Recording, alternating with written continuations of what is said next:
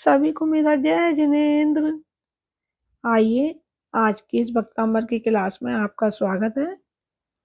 आज हम आचार्य मानतुंग जी द्वारा रचित श्री वक्तांबर स्तोत्र के काव्य संख्या 13 का उच्चारण एवं अर्थ देखेंगे, स्वाध्याय करेंगे। हम सबसे पहले मंगलाचरण करते हैं। नमो हरिहंताणम नमो सिद्धाणम नमो आयर्याणम नमो वज्रायाणम नमो लोये सब साहूणम। बोलिए पंच परमेष्टि भगवान की जय। आइए हम श्लोक संख्या 13 का उच्चारण एवं अर्थ देखेंगे। आप हमारे साथ पढ़ेंगे एक बार। धीरे धीरे हम शब्दों का उच्चारण करेंगे। देखिए हम फर्स्ट लाइन पढ़ते हैं। वक्त्रं क्वा ते सुर नरोरग नेत्र हारे। देखिए हारी पर छोटी की मात्रा लगी हुई है, तो हम इसको हल्के से धीरे से मात्रा को बोलेंगे। हारे निःशेष। देखिए नी पर विसर्ग लगे हुए हैं, तो हम विसर्ग की ध्वनि निकालेंगे और शुद्ध पढ़ेंगे।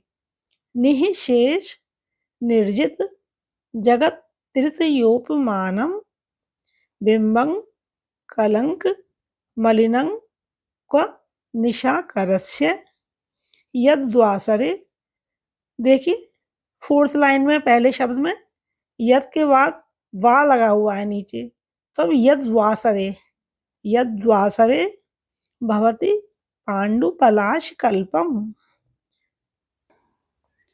एक बार उच्चारण फिर से देखते हैं। वक्त्रं क्वा ते सुर नरोरग नेत्रहारि निःशेष निर्जित जगत तृतीयोपमानम बिंबं कलंक मलिनं क्व निशाकरस्य यद्वासरे भवति पांडु पलाश कल्पम। आइए इस श्लोक का अर्थ हम शब्दों के द्वारा समझेंगे। शुरू में देखते हैं। सुर नरोरग लिखा हुआ है फर्स्ट लाइन में, तो सुर नर इसका एक शब्द बनेगा सुर नर, यानी कि सुर यानी कि देव और नर यानी मनुष्य। देव मनुष्य तथा उरग नेत्रहारी धर्मेंद्रों के नेत्रों को हरण करने वाला। धर्मेंद्र मतलब इंद्रों के नेत्रों को हरण करने वाला। निःशेष यानी कि संपूर्ण रूप से निर्जित जीत लिया है। जगत त्रितय, त्रितय यानी कि तीनों और जगत माने लोक, तीनों लोकों की उपमानम उपमाओं को, सुंदरताओं को, विशेषणों को, यानी कि जगत के तीनों लोकों की उपमाओं को जिसने जीत लिया है। ते वक्त्रम वो आपका मुख, क्व माने कहाँ, और कलंक मलिनम कलंक से मलिन, निशाकर निशाकर से यानी कि चंद्रमा का, तद बिंबम वह मंडल, क्या माने कहाँ, यत जो वासरे दिन में पलाश कल्पम पलाश के पत्ते की तरह, यानी कि ढाक के पत्ते की तरह, पांडु फीका भवती हो जाता है। तो आचार्य जी क्या कहना चाह रहे हैं?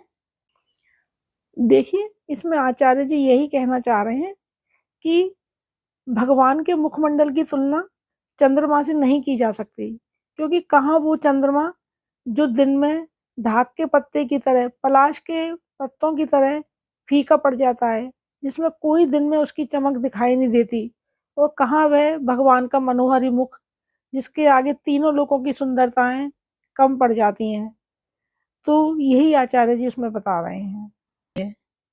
तो हम इसको भावार्थ के द्वारा भी समझेंगे कि हे नाथ, जिसने देव मनुष्य और धर्मेंद्रों के नैनों का हरण कर लिया है और जिसके आगे तीनों जगत के सारे उपमान फीके पड़ गए हैं, ऐसे आपके अद्वितीय मुखमंडल की तुलना चंद्रमंडल से नहीं की जा सकती, क्योंकि एक तो चंद्रमा कलंकी है, दूसरे वह दिन में जीर्ण पत्र की तरह निस्तेज, फीका और पीला पड़ जाता है।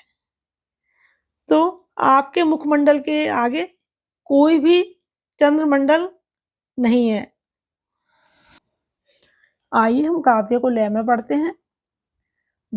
त्रंक्वाते सुर नरोरग नेत्रहारी निःशेष निर्जित जगत् तृतयोपमानं बिम्बं कलङ्कमलिनं क्वनिशाकरस्य यद्वासरे भवति पाण्डुपलाशकल्पम्।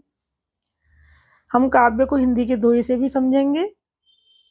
नरदेवों और नागेंद्रों के नैनों को हरने वाले जीत चुके हो सर्व रूप को कमल चंद्र उपमा वाले।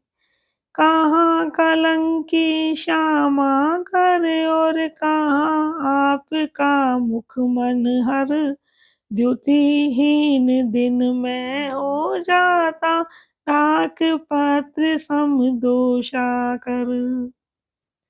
सभी को मेरा जय जिनेंद्र।